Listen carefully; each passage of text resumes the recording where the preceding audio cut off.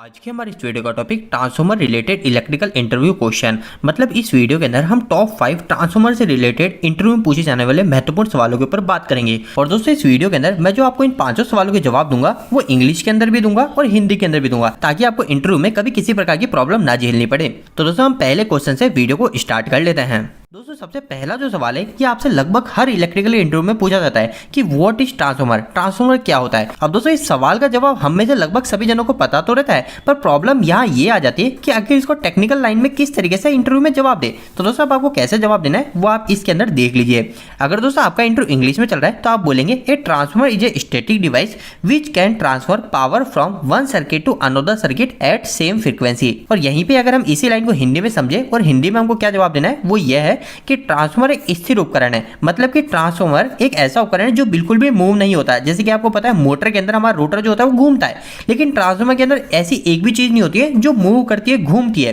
तो इसलिए बोलते हैं ट्रांसफॉर्मर एक स्थिर उपकरण है, स्टैटिक डिवाइस है। और इसी के साथ में आपको बोलना है जो कि पावर को एक सर्किट से दूसरे सर्किट में ट्रांसफर करने का कार्य करता है। और दोस्तों इसी के साथ साथ आप एक और चीज को ऐड कर दीजिएगा जो कि अच्छा रहेगा। आप यह बोलेंगे कि हमारा ट्रांसफॉर्मर जो इलेक्ट्रिकल पावर को एक सर्किट दूसरे सर्किट में भेज रहा है, इसमें कोई भी फ्रीक्वेंसी को चेंज नहीं करता है, वो हमारे बिल्कुल सेम फ्रीक्वेंसी पर ही भेजता है। फ्रीक्वेंसी को हिंदी में क्या बोलते हैं, वो बोलते हैं आवर्ती।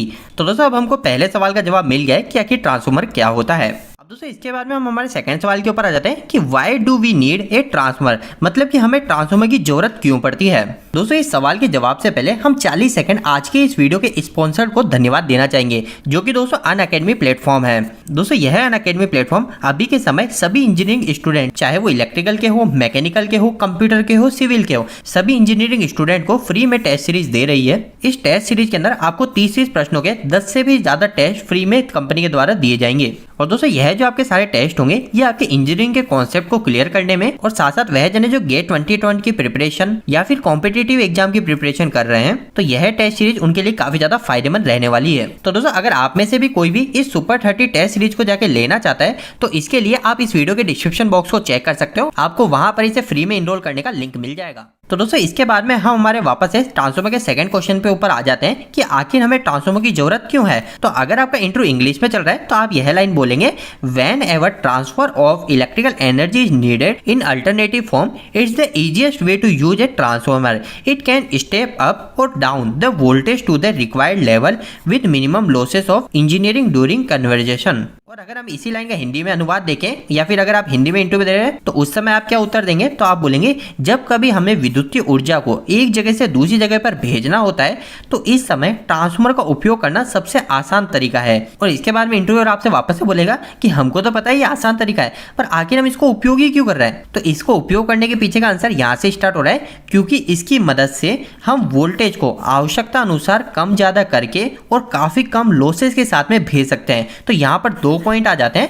नंबर 1 पॉइंट आ जाता है कि हम ट्रांसफॉर्मर की मदद से हमारी आवश्यकता के अनुसार वोल्टेज को कम ज्यादा कर सकते हैं, और साथ साथ दूसरा पॉइंट यह आता है कि ट्रांसफॉर्मर जो पावर को ट्रांसमिट करेगा वो काफी कम लॉसेस के साथ में करेगा। तो इन्हीं 2 वजह से हम ट्रांसफॉर्मर का उपयोग करते हैं। इसके बाद में दोस्तों हम नेक्स्ट हमारे थर्ड क्वेश्चन पे आ जाते हैं, हाउ डू ट्रांसफॉर्मर वर्क, मतलब कि ट्रांसफॉर्मर कैसे काम करता है। तो दोस्तों इस सवाल का जवाब आप सिर्फ एक लाइन के अंदर दे सकते हो, transformer works on the principle of Faraday's law of electromagnetic induction. और इसी का जवाब अगर हमें हिंदी में देना है तो ट्रांसफॉर्मर फैराडे के विद्युतीय चुंबकीय प्रेरण के नियम पे काम करता है। यहाँ पर विद्युतीय चुंबकीय प्रेरण का मतलब है इलेक्ट्रोमैग्नेटिक इंडक्शन पर कार्य करता है। और दोस्तों यहाँ पर मैं आपको एक और पॉइंट बता दूं कि इस सवाल के जवाब के बाद में आपसे इस प्रकार के भी क्वेश्चन पूछे जा सकते हैं कि आखिर इलेक्ट्रोमैग्नेटिक इंडक्शन क्या है, या फिर इंटरव्यू लेने वाले आपसे यह भी बोल सकते हैं कि आखिर इसी चीज को थोड़ा सा डिटेल में बताओ कि आखिर ये किस तरीके से काम करती है सारी चीजें। तो दोस्तों इसके बारे में अगर आप जानना चाहते हो तो इसके ऊपर मैंने ऑलरेडी एक डिटेल वीडियो बना रखा है, जिस वीडियो को देखने के बाद में आप गारंटी ट्रांसफॉर्मर की वर्किंग आसानी से समझ जाओगे। उस वीडियो को देखने के बाद में आपको सिर्फ 4 शब्द याद रखना है और आप पूरे ट्रांसफॉर्मर की वर्किंग समझ जाओगे। तो अगर आप वो वीडियो देखना चाहते हो तो उसका लिंक आपको इसी वीडियो के एंड में मिल जाएगा, आप वहां से वीडियो देख के ट्रांसफॉर्मर की वर्किंग को अच्छे से समझ सकते हो। अभी के लिए दोस्तों हम हमारे नेक्स्ट फोर्थ क्वेश्चन पे आ जाते हैं, can DC be applied to transformer, मतलब कि क्या ट्रांसफॉर्मर पर डीसी अप्लाई किया जा सकता है, मतलब कि ट्रांसफॉर्मर क्या डीसी पे काम करता है। तो इसका जवाब क्या है, तो दोस्तों इसका जवाब है सिंपल सा नो, कि ट्रांसफॉर्मर हमारे डीसी पे काम नहीं करता है। फिर भी अगर आप डिटेल में देखें तो transformer work on Faraday's law of electromagnetic induction. इस लाइन का मतलब यह है कि हमारा जो ट्रांसफॉर्मर काम करता है वो फैराडे के इलेक्ट्रोमैग्नेटिक इंडक्शन पे काम करता है। और जो इलेक्ट्रोमैग्नेटिक इंडक्शन है वो यह कहता है कि हमारी जो कॉइल है जो ट्रांसफॉर्मर के अंदर कोयल लग रही है, उस कोयल में हमारा जो करंट फ्लो रहा है उस करंट की डायरेक्शन बदलनी चाहिए। लेकिन अभी तक हमने जब डीसी करंट को पढ़ा है तो हम सभी को पता है डीसी के अंदर जो करंट की डायरेक्शन है वो हमेशा चेंज नहीं होती है, वो हमेशा हमारी करंट की डायरेक्शन फिक्स होती है। तो इसीलिए हमारा ट्रांसफार्मर डीसी पे काम नहीं करता है। और अगर इसी सवाल का जवाब अगर हमको हिंदी में देना हो तो यहाँ पे लिखा हुआ है नहीं साफ तौर पे, और इसके बाद में लिखा हुआ है ट्रांसफार्मर फैराडे के इलेक्ट्रोमैग्नेटिक इंडक्शन के नियम पर काम करता है, जो कि मैंने आपको बताया। और बाद में लिखा है जिसके लिए कॉइल में करंट को बदलना होगा, जो कि अभी मैंने आपको बताया कि हमारा जो एसी करंट होता है जो ट्रांसफार्मर दिया जाता है उसके अंदर जो करंट की डायरेक्शन होती है वो बदलती रहती है। और यहाँ पर नेक्स्ट लाइन लिखिए यदि ट्रांसफार्मर पे डीसी लगाया जाता है तो वहां पर तो करंट कोई बदलेगा ही नहीं, और अगर हमारे करंट की डायरेक्शन चेंज नहीं होगी तो हमारा ट्रांसफार्मर काम भी नहीं करेगा। तो इस तरीके से आप आपके फोर्थ सवाल का आंसर इंटरव्यू के अंदर दे सकते हो। इसके बाद में दोस्तों आज का हमारा आखिरी सवाल है what are the types of the transformer, मतलब कि ट्रांसफार्मर कितने प्रकार के होते हैं। दोस्तों इस पर्टिकुलर सवाल के ऊपर मैंने ऑलरेडी वीडियो बना रखा है। इसके ऊपर वीडियो इसलिए बनाया था क्योंकि इस सवाल का जवाब कई लोग गलत देते हैं। वो ऐसे बोल देते हैं हमारे ट्रांसफार्मर सिर्फ दो प्रकार के होते हैं, एक होता है स्टेप अप, एक होता है स्टेप डाउन। लेकिन दोस्तों ये एक जवाब सही तरीके से नहीं है। ट्रांसफार्मर जो होता है उस ट्रांसफार्मर को कई तरीके से बांटा जा सकता है, जैसे कि सप्लाई के आधार पर बांट सकते हैं, उसकी वाइंडिंग के आधार पर, उसके कंस्ट्रक्शन के आधार पर, उसके सर्विस के आधार पर, मेजरमेंट, कूलिंग, और लास्ट में बचता है फंक्शन के आधार पे। अगर आप इन सभी को एक एक करके देखोगे तो ये काफी ज्यादा आसान है। जैसे कि अगर हम पहले सप्लाई की बात करें कि ट्रांसफार्मर को सप्लाई के आधार पे कैसे बांटते हैं, तो ट्रांसफार्मर हमारे दो प्रकार के होते हैं, सिंगल फेज ट्रांसफार्मर और सेकंड हो गया थ्री फेज ट्रांसफार्मर।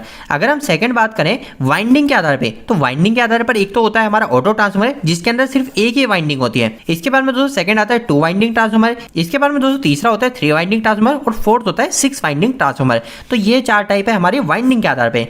तीसरे नंबर पे देखते हैं दोस्तों बेस्ड ऑन कंस्ट्रक्शन, मतलब कि बनावट के आधार पे भी ट्रांसफार्मर को दो भागों में बांटा जाता है। एक हो जाता है दोस्तों कोर टाइप ट्रांसफार्मर और एक हो जाता है हमारा सेल टाइप ट्रांसफार्मर। इसके नेक्स्ट है दोस्तों सर्विस के आधार पे ट्रांसफार्मर के टाइप। तो यहाँ पे दो आ जाते हैं, एक डिस्ट्रीब्यूशन ट्रांसफार्मर जो कि हमारे गली मोहल्लों में लगाया जाता है, और सेकंड हो गया हमारा पावर ट्रांसफार्मर जो कि हमारे सब स्टेशन पावर जनरेशन में लगाया जाता है। इसके बाद में दोस्तों नेक्स्ट है बेस्ड ऑन मेजरमेंट, मतलब कि हमारे जो करंट है उस करंट को नापने के लिए, वोल्टेज को नापने के लिए, मतलब कि हमारे इलेक्ट्रिसिटी को मेजर करने के लिए। तो वहां पे दो ट्रांसफार्मर काम आते हैं, एक होता है सीटी और एक होता है पीटी, जिसकी फुल फॉर्म है हमारे करंट ट्रांसफार्मर और सेकंड है पोटेंशियल ट्रांसफार्मर। नेक्स्ट बचता है दोस्तों कूलिंग के आधार पे ट्रांसफार्मर के टाइप। तो यहाँ पे दो टाइप आ जाते हैं, एक तो होता है ड्राई टाइप ट्रांसफार्मर जिसके अंदर हमारे ऑयल का इस्तेमाल नहीं होता है, पर अधिकतर आप ट्रांसफार्मर देखोगे जो 100 kV के ऊपर आते हैं उसके अंदर हमारा ऑयल फिल होता है। तो सेकंड टाइप वही है हमारा ऑयल फिल ट्रांसफार्मर। इसके बाद में दोस्तों आखिरी बच जाता है हमारा बेस्ड ऑन फंक्शन, जो कि हम ज्यादातर जवाब भी देते हैं कि ट्रांसफार्मर को फंक्शन के आधार पे इस तरीके से बांटा जाता है। यहाँ पे दोस्तों टोटल तीन टाइप आते हैं। फर्स्ट होता है हमारा स्टेप अप ट्रांसफार्मर जो कि हमारे वोल्टेज को बढ़ाएगा, सेकंड होता है स्टेप डाउन ट्रांसफार्मर,